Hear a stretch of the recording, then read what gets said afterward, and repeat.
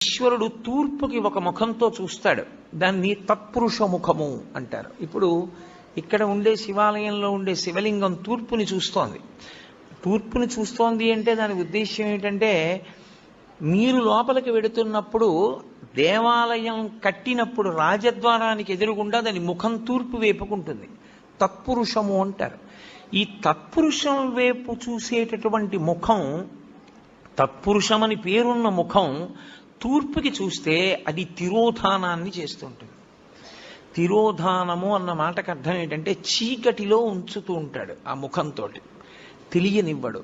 మాయాస్వరూపుడై లోకమునకు జ్ఞానము లేకుండా చెయ్యగలిగినటువంటి ముఖమునకు తత్పురుష ముఖమని పేరు. అది మాయ కమ్మిస్తూ ఉంటుంది అందరి మీద.